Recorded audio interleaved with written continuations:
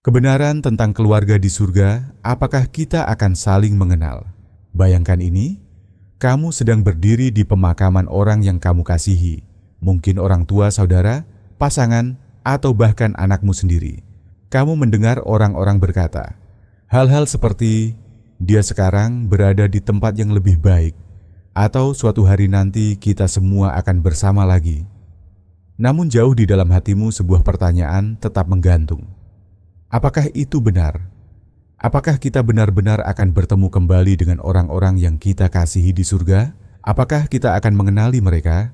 Apakah mereka akan mengingat kita? Ini adalah beberapa pertanyaan paling pribadi dan emosional yang bisa kita ajukan. Dan jujur saja, ini bukan sekadar rasa ingin tahu. Ini bersifat pribadi. Kita merindukan mereka. Kita mendambakan mereka. Pikiran untuk tidak pernah melihat mereka lagi terasa tak tertahankan. Tetapi inilah kabar baiknya Alkitab, tidak membiarkan kita berada dalam kegelapan mengenai hal ini. Allah dalam kasih dan hikmat-Nya telah memberikan kepada kita jawaban-jawaban nyata tentang apa yang terjadi setelah kematian, tentang surga, dan tentang hubungan-hubungan yang akan kita miliki di sana. Sekarang saya tahu ada banyak pendapat yang berbeda di luar sana. Film, buku, bahkan kisah-kisah pribadi tentang pengalaman mendekati kematian. Ada yang mengatakan kita akan menjadi malaikat. Ada yang mengatakan kita tidak akan mengingat apapun dari kehidupan di bumi. Ada pula yang menyarankan bahwa kita hanya akan melebur menjadi semacam energi kosmis. Namun hari ini kita tidak berada di sini untuk berspekulasi. Kita berada di sini untuk kebenaran. Kita akan langsung menuju Alkitab, satu-satunya sumber yang benar-benar dapat kita percayai. Dan apa yang akan kita temukan mungkin akan mengejutkanmu. Sekarang, sebelum kita masuk lebih dalam, izinkan saya mempersiapkanmu. Beberapa hal yang Alkitab katakan tentang surga dan hubungan kita di sana mungkin akan menantang apa yang selama ini kamu percayai. Bahkan mungkin terasa tidak nyaman pada awalnya. Tetapi jika kita sungguh-sungguh percaya kepada Allah, maka kita harus mempercayai bahwa rencananya bagi kekekalan jauh lebih besar daripada apapun yang dapat kita bayangkan. Apakah kamu bersedia melepaskan asumsi-asumsi lama dan mendengarkan apa yang sebenarnya Allah katakan?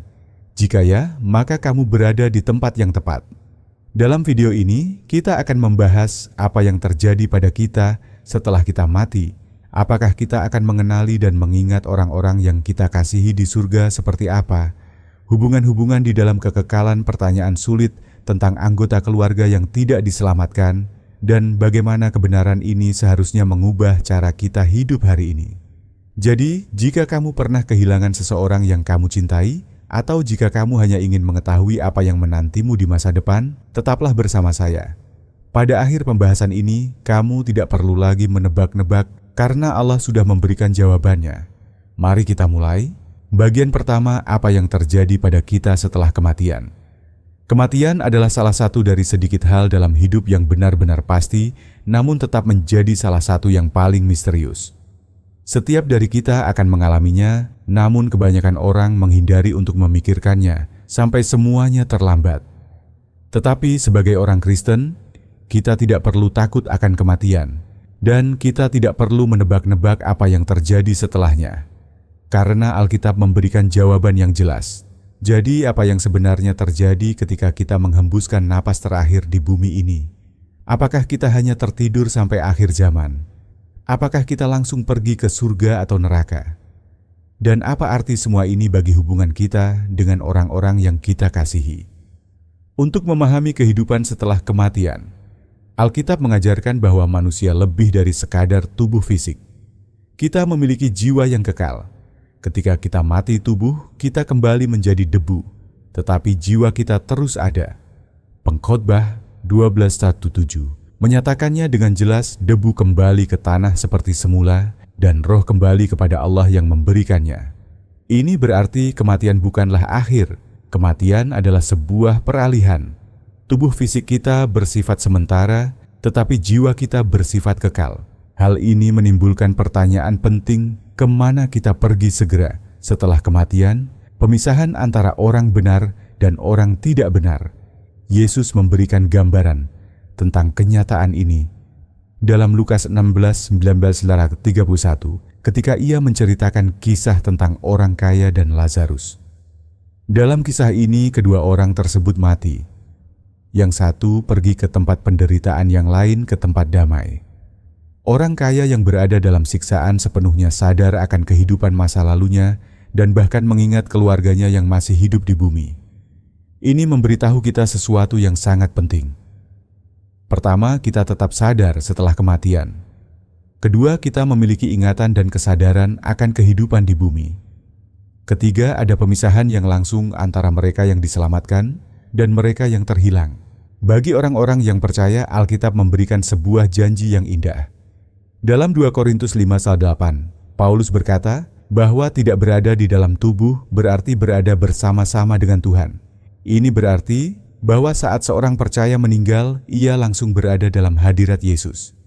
Tidak ada penantian, tidak ada pengembaraan, tidak ada tidur jiwa. Jika orang yang kamu kasihi mengenal Kristus, maka detik ketika ia menghembuskan napas terakhir di dunia ini, pada detik itu juga ia menghirup napas pertamanya di surga. Namun bagi mereka yang menolak Kristus, jiwa mereka terpisah dari Allah, sambil menantikan penghakiman terakhir.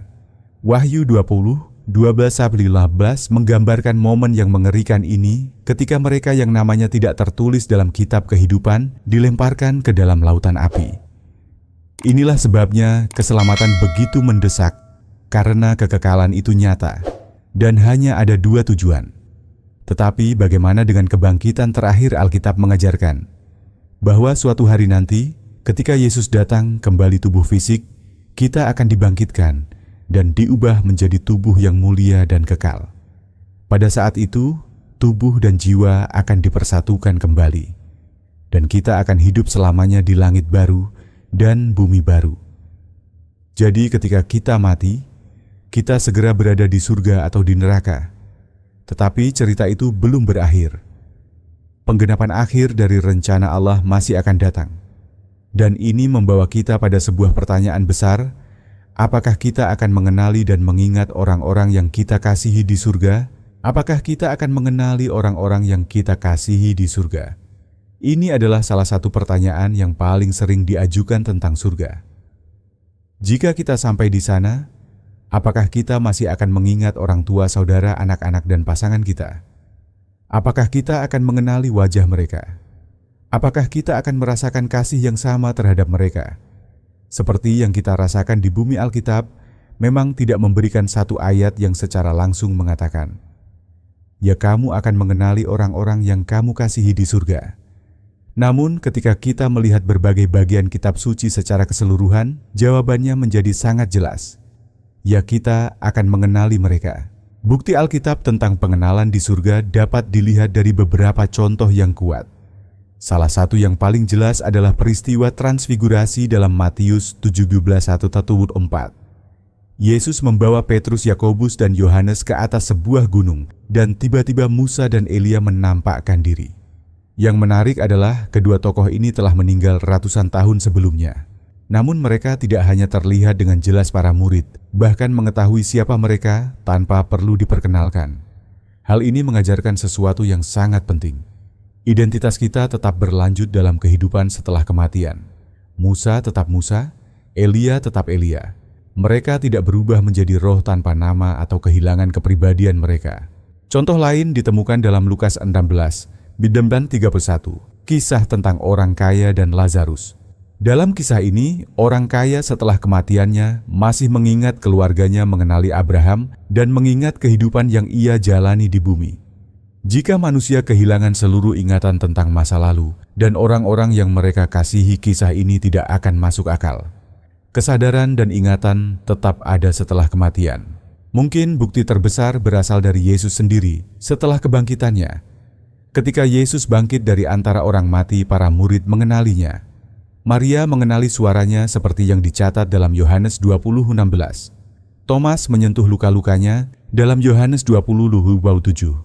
Para murid di jalan ke Emmaus akhirnya mengenali dia ketika ia memecahkan roti seperti yang tertulis dalam Lukas 24:31. Apa yang dapat kita pelajari dari sini? Tubuh kebangkitan memang berbeda, tetapi identitas tetap ada. Yesus bukanlah hantu dan bukan pribadi yang sama sekali baru.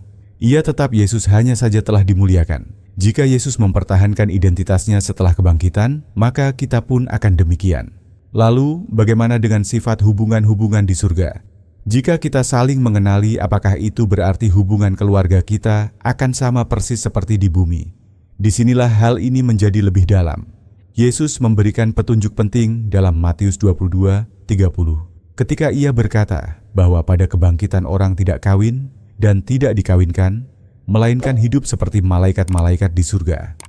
Sebagian orang mendengar ayat ini dan merasa sedih, seolah-olah itu berarti kita tidak akan memiliki hubungan yang mendalam dengan orang-orang yang kita kasihi. Namun itu bukan maksud Yesus. Yesus tidak mengatakan bahwa kasih akan berkurang, melainkan bahwa dasar hubungan kita akan berubah. Di surga, hubungan tidak lagi didasarkan pada pernikahan ikatan biologis atau struktur duniawi. Sebaliknya, kita semua akan menjadi satu keluarga yang sempurna, dipersatukan dalam kasih sebagai anak-anak Allah. Di bumi, hubungan seringkali dipenuhi dengan rasa sakit, kehilangan, dan konflik. Namun di surga, kasih kita satu sama lain akan sempurna, murni, dan tidak pernah berakhir. Kita tidak hanya akan mengenal keluarga duniawi kita. Kita akan memiliki hubungan rohani yang mendalam dengan setiap orang percaya yang pernah hidup. Bayangkan itu. Tidak ada lagi kesalahpahaman, tidak ada lagi hubungan yang rusak, tidak ada lagi perpisahan. Hanya kasih yang murni dan sempurna bagi Allah dan bagi satu sama lain. Jadi ya, kita akan mengenali orang-orang yang kita kasihi. Ya, kita akan mengingat mereka. Namun kasih yang kita miliki bagi mereka akan jauh lebih besar daripada yang pernah kita rasakan di bumi. Karena kasih itu tidak lagi tercemar oleh dosa, kesedihan, atau perpisahan. Namun semua ini membawa kita pada salah satu pertanyaan yang paling sulit dan menyakitkan. Bagaimana dengan anggota keluarga yang tidak diselamatkan? Itulah yang akan kita bahas dalam bagian berikutnya. Bagaimana dengan anggota keluarga yang tidak percaya? Kita telah membahas keindahan dan janji surga bagi mereka yang percaya kepada Kristus, tetapi kita tidak bisa mengabaikan pertanyaan yang lebih berat dan menyayat hati ini. Bagaimana dengan orang-orang yang kita kasihi, namun tidak percaya? Bagi banyak dari kita ini bukan sekadar pertanyaan teoretis. Kita memiliki orang tua, saudara, anak-anak, dan sahabat yang sangat kita cintai, tetapi belum menaruh iman mereka kepada Yesus. Pikiran tentang terpisah dari mereka untuk selama-lamanya terasa menyakitkan melampaui kata-kata. Realitas surga dan neraka adalah hal pertama yang harus kita hadapi dengan jujur. Tidak semua orang akan masuk ke surga. Yesus sendiri menyatakan hal ini dengan sangat jelas dalam Matius 7:14. Ia berkata bahwa pintu gerbang yang lebar dan jalan yang luas membawa kepada kebinasaan dan banyak orang masuk melaluinya. Tetapi pintu gerbang yang sempit dan jalan yang kecil membawa kepada kehidupan dan hanya sedikit orang yang menemukannya. Kata-kata ini memang berat. Budaya kita seringkali lebih menyukai gambaran tentang Allah yang hanya penuh kasih tanpa keadilan, penuh belas kasihan tanpa kebenaran. Namun Alkitab menyatakan bahwa Allah adalah kasih yang sempurna, sekaligus adil secara sempurna. Roma 2:48 menyatakan bahwa Allah akan membalas setiap orang menurut perbuatannya. Mereka yang dengan tekun berbuat baik dan mencari kemuliaan, kehormatan, dan ketidakbinasaan akan menerima hidup yang kekal. Tetapi bagi mereka yang menolak kebenaran dan mengikuti kejahatan akan ada murka dan kemarahan. Bukan berarti Allah ingin orang-orang binasa. 2 Petrus 3:9 menegaskan bahwa Allah sabar terhadap kita dan tidak menghendaki seorang pun binasa, melainkan supaya semua orang berbalik dan bertobat. Namun Allah tidak memaksa siapapun. Ia menghormati pilihan manusia, bahkan ketika pilihan itu membawa seseorang menjauh darinya. Hal ini menimbulkan pertanyaan yang sangat sulit. Jika seseorang yang kita kasihi tidak ada di surga, apakah kita akan mengingat mereka? Apakah kita akan bersedih atau berduka untuk mereka selama kekekalan? Wahyu 21:4 memberikan gambaran tentang keadaan di surga. Allah akan menghapus setiap air mata dari mata mereka. Tidak akan ada lagi maut, perkabungan, ratap tangis, atau rasa sakit, karena segala sesuatu yang lama telah berlalu. Di surga tidak akan ada kesedihan, penyesalan, atau penderitaan. Tetapi bagaimana hal ini mungkin terjadi jika beberapa orang yang kita kasihi tidak ada di sana? Alkitab tidak memberikan penjelasan rinci tentang bagaimana hal ini akan terjadi, tetapi kita dapat mempercayai karakter Allah, keadilannya sempurna, dan kasih-Nya utuh. Yesaya 55:9 mengingatkan kita bahwa seperti tingginya langit dari bumi, demikianlah jalan-jalan Allah, lebih tinggi daripada jalan-jalan kita, dan pikirannya lebih tinggi daripada pikiran kita. Kita mungkin tidak sepenuhnya memahami bagaimana keadilan dan belas kasihan Allah bekerja bersama, tetapi kita dapat yakin bahwa Ia akan melakukan segala sesuatu dengan benar. Surga akan menjadi tempat damai yang sempurna, penuh sukacita, dan kepuasan tanpa bayangan penyesalan atau kesedihan apapun. Justru karena realitas kekekalan ini ada urgensi yang besar dalam keselamatan. Kebenaran tentang surga dan neraka seharusnya menyalakan api di dalam hati kita untuk membagikan Injil kepada orang-orang yang kita kasihi. Kita tidak dapat menyelamatkan siapapun, hanya Allah yang dapat melakukannya. Namun kita dapat membagikan kabar baik dan berdoa dengan sungguh-sungguh bagi keselamatan mereka. Kisah Para Rasul 19:31 memberikan sebuah janji yang kuat. Percayalah kepada Tuhan Yesus Kristus, dan engkau akan selamat, engkau dan seisi rumahmu. Meskipun setiap orang harus membuat pilihannya sendiri, kesetiaan kita dalam membagikan Kristus dapat memberikan dampak yang besar bagi keluarga kita.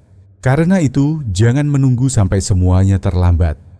Jika kamu memiliki orang-orang terkasih yang belum mengenal Yesus, doakan mereka, bagikan Injil kepada mereka, dan hiduplah dalam iman dengan cara yang membuat mereka penasaran akan pengharapan yang ada di dalam dirimu. Surga dan neraka itu nyata, dan kekekalan terlalu panjang untuk disalahartikan.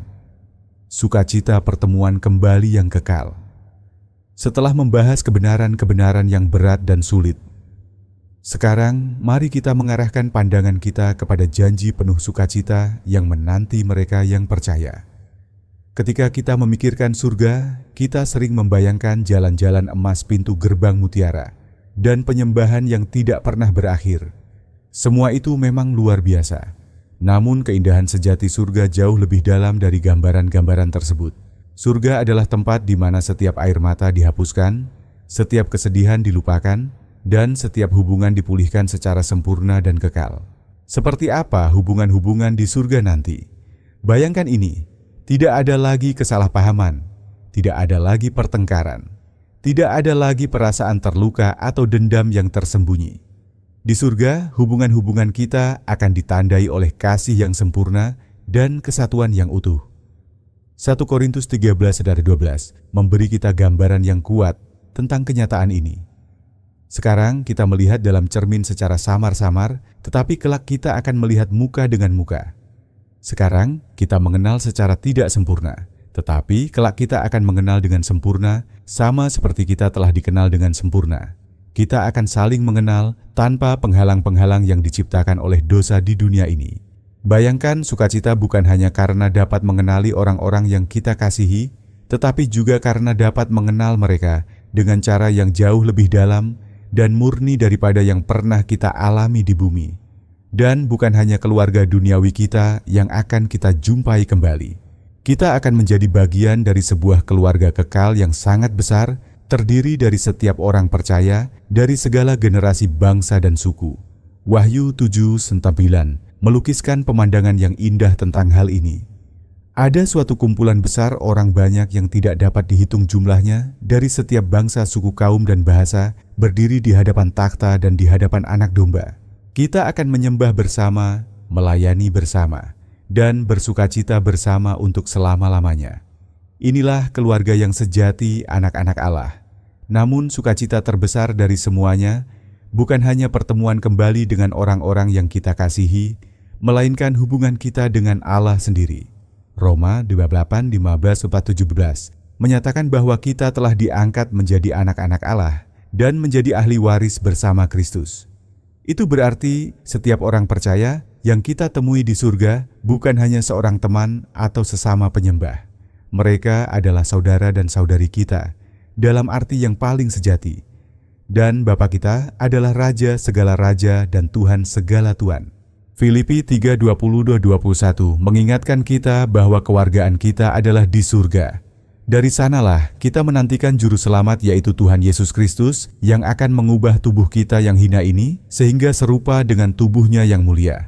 Tubuh kita yang rapuh dan fana akan diubah menjadi tubuh yang kekal dan mulia, layak untuk kehidupan luar biasa yang telah Allah sediakan bagi kita. Kita tidak hanya akan dipersatukan kembali dengan orang-orang yang kita kasihi, kita akan dipersatukan dengan Allah. Dan inilah janji terbesar dari semuanya.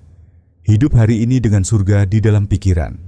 Kita telah menelusuri kebenaran tentang apa yang terjadi setelah kematian, apakah kita akan mengenali orang-orang yang kita kasihi, dan seperti apa hubungan-hubungan di surga. Namun sekarang tibalah pada pertanyaan yang paling penting. Apa arti semua ini bagi kita? Saat ini surga bukanlah sesuatu yang hanya dipikirkan ketika kita meninggal. Kebenaran tentang surga seharusnya mengubah cara kita hidup hari ini. Jika kita benar-benar percaya pada realitas kekekalan, hal itu seharusnya membentuk pilihan-pilihan kita, prioritas-prioritas kita, dan cara kita mengasihi orang lain, terutama keluarga kita. Bagaimana kebenaran ini seharusnya mengubah kita? 1 Tesalonika Petatap 13:18 memberikan penghiburan yang kuat. Saudara-saudara kami tidak mau kamu tidak mengetahui tentang mereka yang telah meninggal, supaya kamu jangan berduka cita seperti orang-orang lain yang tidak mempunyai pengharapan. Bagi orang percaya, kematian bukanlah akhir. Kematian adalah awal dari sesuatu yang jauh lebih besar. Ini berarti kita dapat hidup dengan pengharapan, bukan dengan ketakutan. Ketika kita kehilangan seseorang di dalam Kristus, kita memang berduka. Tetapi kita berduka dengan keyakinan bahwa perpisahan itu hanya sementara. Ketika kita menghadapi kematian kita sendiri, kita tidak perlu hidup dalam ketakutan. Kita dapat menantikan saat bersama Yesus. Ketika hidup terasa berat dan penuh penderitaan, kita dapat bertahan karena kita tahu bahwa setiap rasa sakit dan pergumulan hanyalah sementara dibandingkan dengan kemuliaan yang akan datang. 2 Korintus 4:17 menyatakan bahwa penderitaan ringan yang sekarang ini mengerjakan bagi kita kemuliaan kekal yang melampaui segala-galanya. Namun hidup dengan surga di dalam pikiran juga berarti sesuatu yang lain. Kita harus membuat setiap hari berarti. Jika suatu hari nanti kita akan dipersatukan kembali dengan keluarga kita yang percaya, mengapa tidak mulai memperkuat hubungan-hubungan itu sekarang? Jika kekekalan itu nyata, maka apa yang kita lakukan dengan waktu kita di dunia ini sangat berarti. Cara kita mengasihi berarti. Cara kita mengampuni berarti. Apakah ada orang dalam hidupmu, mungkin bahkan anggota keluargamu sendiri, yang perlu kamu damaikan? Jangan menunda. Surga itu kekal, tetapi waktu kita di bumi sangat singkat. Mempersiapkan diri untuk kekekalan. Kolose 3:1-4 mengingatkan kita untuk memusatkan perhatian pada perkara-perkara yang di atas, di mana Kristus berada duduk di sebelah kanan Allah. Pikirkanlah perkara-perkara yang di atas, bukan yang di bumi. Terlalu sering kita terjebak pada hal-hal yang tidak bertahan lama. Uang, status, dan kesenangan sementara. Tetapi ketika kita memusatkan pandangan pada kekekalan cara hidup, kita mulai berubah. Alih-alih mengejar kesuksesan duniawi, kita mulai berinvestasi pada hal-hal yang benar-benar penting, yaitu hubungan kita dengan Allah dan dengan sesama. Alih-alih memelihara dendam, kita mengampuni, karena di surga segala perpecahan akan dihapuskan. Alih-alih takut akan masa depan, kita mempercayai bahwa yang terbaik masih akan datang. Dan yang terpenting, kita memastikan bahwa kita siap. Yesus berkata dalam Yohanes 14:23 bahwa di rumah Bapanya ada banyak tempat tinggal. Jika tidak demikian, Ia tidak akan mengatakannya. Ia pergi untuk menyediakan tempat bagi kita, dan Ia akan datang kembali untuk membawa kita kepadanya, supaya di mana Ia berada, kita juga berada. Surga adalah tempat yang telah dipersiapkan bagi orang-orang yang dipersiapkan. Satu-satunya cara untuk memastikan bahwa kita dan orang-orang yang kita kasihi akan bersama dalam kekekalan adalah melalui Yesus Kristus. Ia adalah satu-satunya jalan. Yohanes 14:6. Jadi izinkan saya bertanya, apakah kamu siap? Apakah kamu telah menaruh imanmu kepadanya? Bagaimana dengan orang-orang yang kamu kasihi? Jika belum, apa yang menghalangimu untuk membuat keputusan itu hari ini? Kekekalan itu nyata dan kita tidak memiliki waktu untuk disia-siakan. Kesimpulan, apakah kamu siap untuk kekekalan surga? Bukan sekadar harapan yang jauh di masa depan. Surga adalah sebuah realitas yang menanti semua orang yang percaya kepada Yesus. Surga adalah tempat kasih yang sempurna, hubungan yang tidak pernah terputus, dan sukacita yang kekal di dalam hadirat Allah. Jika kamu telah kehilangan seseorang yang kamu kasihi dan ia mengenal Kristus, kuatkanlah hatimu. Perpisahan yang kamu rasakan sekarang hanyalah sementara. Suatu hari nanti, kamu akan melihatnya kembali. Bukan seperti dalam dunia yang rusak ini, tetapi seperti yang seharusnya dimuliakan utuh dan dipenuhi dengan sukacita yang sempurna. Jika kamu bergumul dengan ketakutan tentang kekekalan, ketahuilah ini. Yesus telah menyediakan jalan. Ia telah menyiapkan tempat bagimu dan undangannya terbuka bagi semua orang yang percaya. Tidak ada seorang pun yang terlalu jauh untuk dijangkau oleh kasih karunia-Nya. Tidak ada masa lalu yang terlalu gelap untuk diampuni. Apapun latar belakangmu, apapun kegagalanmu, pintu surga terbuka melalui iman kepada Yesus Kristus. Dan jika kamu memiliki anggota keluarga atau orang-orang terkasih yang belum mengenalnya, jangan menunda. Doakan mereka, kasihi mereka, bagikan kebenaran kepada mereka selagi masih ada waktu. Hidup ini singkat, tetapi kekekalan berlangsung selamanya. Setiap hari adalah kesempatan yang berharga untuk menunjukkan kasih Kristus melalui kata-kata dan perbuatan kita. Suatu hari nanti ketika kita akhirnya melangkah ke dalam surga, semua kesedihan akan lenyap. Semua perpisahan akan berakhir, semua rasa sakit akan dihapuskan. Kita akan berdiri di hadirat Juru Selamat kita, dan segala sesuatu akan menjadi baru. Oleh karena itu, hiduplah hari ini dengan surga di dalam pikiran. Kasihilah dengan sungguh-sungguh, ampunilah dengan bebas, dan yang paling penting pastikan hatimu siap, karena yang terbaik belum datang dan kekekalan menanti.